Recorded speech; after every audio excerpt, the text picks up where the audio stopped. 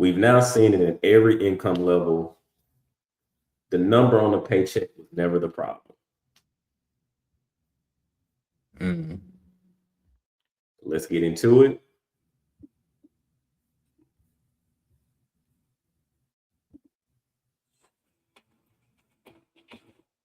Chris Hogan joining me this hour, Ramsey personality. Hey, this is a throwback one, just so you know. It's a throwback. That's just my boy Chris. Hey, where you at, Crib? Where you been at, bro? Hey, Crib, where you been at, bro? Dang, man. You know what happened, don't you? We ain't gonna get into it. We get into it. We're gonna say that for that's another video. Brother man. The ladies got it. Yeah. Author of the #1 bestseller, Retire Inspired, and the new book that the pre-sales have begun on, Everyday Millionaires, How Ordinary People Build Extraordinary Wealth, and how you can too. We're answering your questions at 888-825-5225. Frank's in New York City. Hi, Frank. How are you? Hi, I'm fine. How are you? Better than I deserve. What's up in your world? I just have a two-part question. One is about a car lease debt ending. Another is about my overall process of trying to get debt-free. Now, I think I had partly an income problem because I was partly living off of credit cards, using them to make ends meet. So when I was trying to pay off debt, I had to account for that.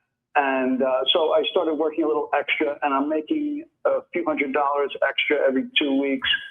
But still, I wasn't people about 10 months, and still, it's just going very slow for me. And what is your income? And then how much is you got extra income of about $400 a month? What's your main income? So my income is about $220,000 a year.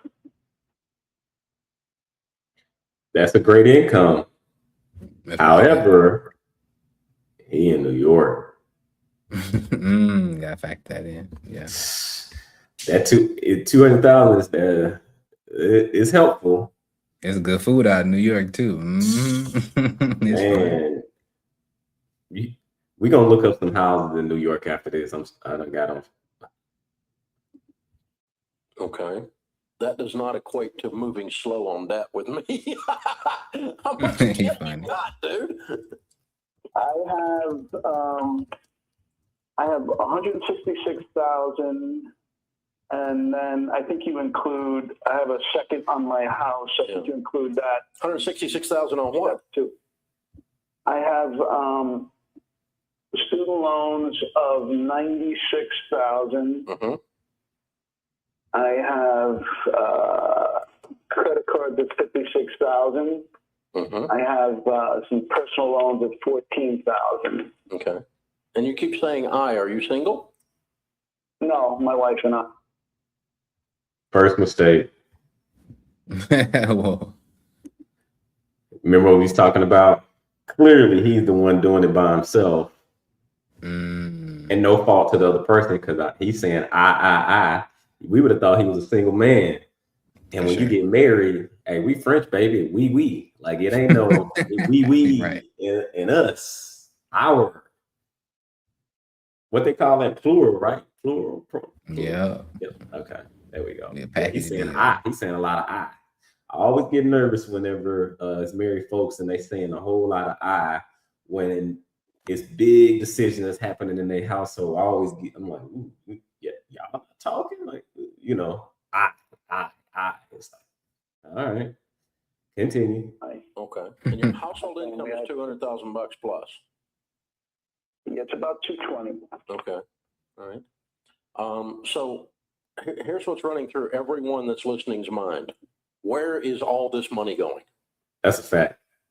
I just have so many payments. I have like 25 or more credit cards, and then a loan for a HVAC system. All these loans. So whatever. Let's play pretend for a second. Wait a minute, stop a second. Let's play pretend for a second. Not payments. Let's just say that you lived on $150,000 that would cover your lifestyle, your food, shelter, clothing, transportation, and utilities, which is an awful lot to do that. So I'm being absurd. It should be less than that, even in New York City. Yes, I know what New York City costs. I'm there. They say NYC. What'd you say? all the time. But let's just say that it took you 150. Then that would leave you 50 to throw at debt. And not counting interest in 4 years, you would be debt free. So something's wrong in your budget. You guys are spending like you're in Congress. Yeah, we are spending, things do come up. For example, last week we hadn't planned to put my youngest boy in football, and then we decided to put him in football. So I got a question for you. I have a question. I have a question for you just to get your perspective. I have a stronger perspective, but it's not me. So is kids sports optional, or is it like mandatory? Because it seemed like that's like the thing. Even us growing up, we were in sports at some point. But in my head, I'm like, I'd rather been in like science classes or math classes or chess clubs or stuff like that. Why do parents have this allegiance to sports so much? And they say, oh, well, it's teaching them to be able to interact and socialize better. It's like, I could do that playing chess. I can do that playing something else. Why do it have to be football, basketball, baseball? And there's no knock on those things. If you're genetically gifted, but sometimes it just seems like it's a reach and it's a stretch, and you are already stretched in.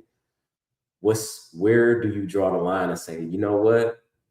I ain't running all over town doing all that stuff. I'm doing one or two things. That's it. We're not doing all that stuff. What is your thoughts on that? Wait, before you go, especially if I know that they were, money was tight. Like if I had some input as a kid, I'm like, I don't have to play that. Like I can find something else creative to do. Like you don't have to invest in that for me, and I don't think less of you as a parent. No, that's real, man. That's such a good question, and I don't know. I think I'm a little bit privileged or lucky. Like I grew up. I mean, you probably can relate. I grew up when we still was like able to. Yeah, I played pee wee football when I was younger, but I didn't play like organized sports in high school and middle school. Now I did play on the tennis team senior year, but no disrespect to the team. Don't make it like I forgot them. But nah, I didn't really play sports like organized. But I grew up in especially like middle school. Man, we was going outside, and this is like, I mean, we had phones, but they'd come knock on your door. Like, man, you can play basketball today, or just come outside. Period. We was just hanging out, and so we were playing football, basketball, and so my point is, I think as a parent, I'm not going to say, because it's funny. I heard Charles Barkley telling a story about his daughter. He said, man, she was like, man, she was so tall. Like if she wanted to play basketball, she had all the physical assets for it, but it broke his heart because he didn't force her to play, but he encouraged her. But he ultimately, like he did something cool. He kept it real. He said, babe, do you really want to play basketball? She said, Dad, I hate sports. He said he had to hold that tear and be like, okay, babe, I get it. Let's go. Let's go get some ice cream. But he started crying. And so I was like, man, that's how I feel. I'm going to expose my kids to sports because I think that physical activity is important. I want them to be physical. They ain't got to play the sports that I like. They don't have to go hoop or play football. Yeah. Maybe they like Brazilian jiu-jitsu. Maybe they like golf. Yeah. I don't know. But I'm going to go get them involved in something and exposed to something.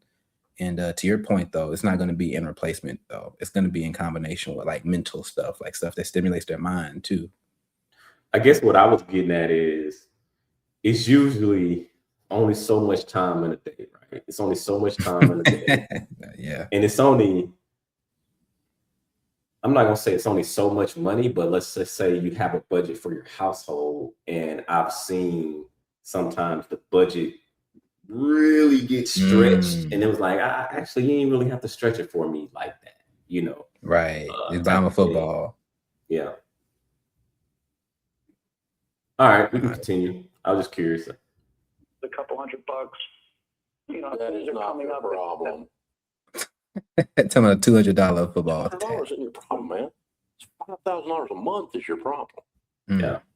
You're spending $5,000 $1,000 a month on stupid stuff. That's $60,000 a year.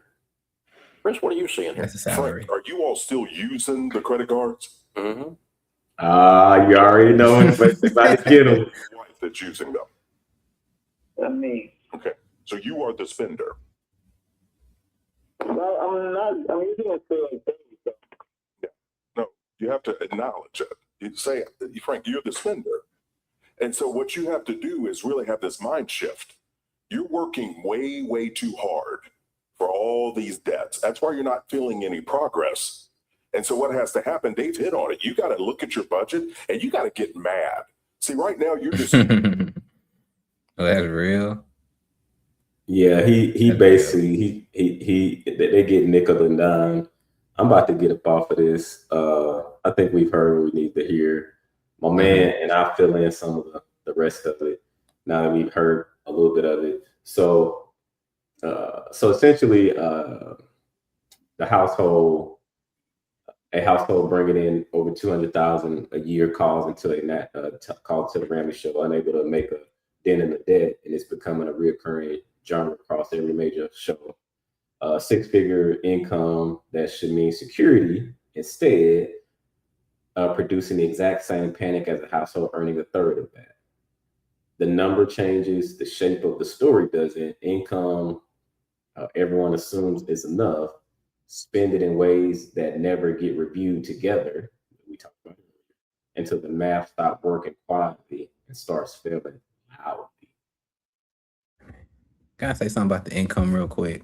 Yeah. I'm and this is I'm gonna say this to my fellow Gen Z people, especially like I said, if you high earning, or if your income is rising and you're looking to earn even more, you're looking to just get it going. We all looking to do increase our money.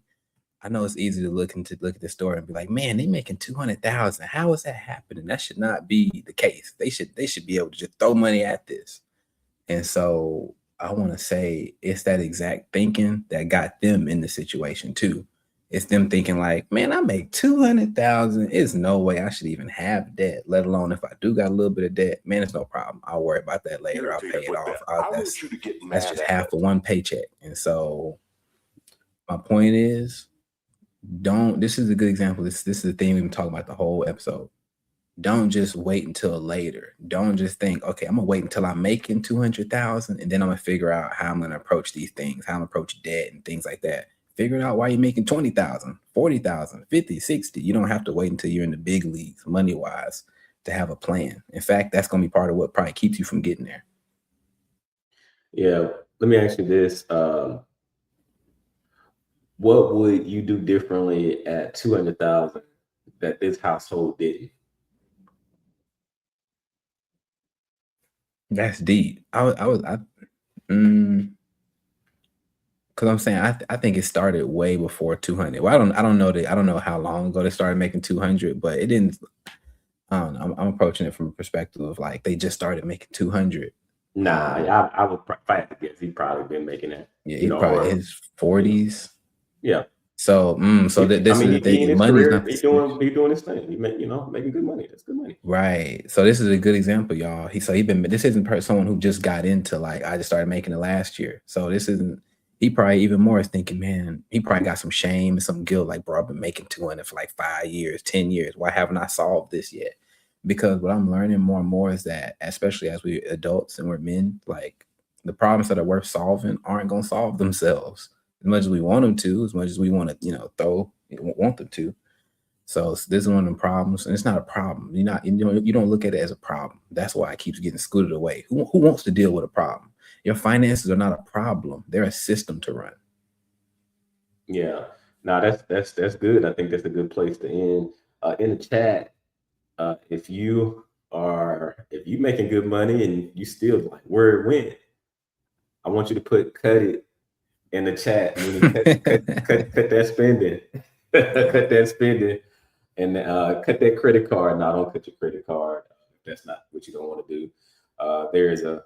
There is a world where you can pay it off every month. It's just that most people don't. And that's how you end up in credit card debt. And the credit card companies know that. And also, by the way, you end up spending more anyway, even if you are disciplined with paying it off every month, and they know that too. So as long as you're good with just knowing you're gonna spend more, do what you do.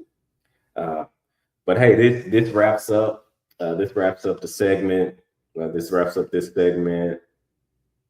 Any final closing words? But actually, before we get there, there's three principles that I want for takeaways that I want to share with the viewers. One, ownership over access. Having control of money is the same as having the right to spend it. Case one was an access problem dressed up as a loan. Two, systems over income, which you spoke about. No income level protects you from a household that never reviews its own numbers together. That's the, hey, let's just figure it out mindset. That was case two and case three. Prove it at two very different incomes. Three, transparency over comfort. Every case tonight had a moment where the truth was unavoidable for a little longer, but every case got worse in that gap. Last, and this is what I'll leave with the viewers in a form of a question. Of the three families tonight, whose situation hit closest to something in your life? And what are you going to do about it this week? Hey, if you've got money situations you want the case desk to break down, yours, family members, friends with their permission, the links in the description. We keep names off unless you want them on. Hey, until the next one, we out. We'll catch y'all next week. Peace. Peace.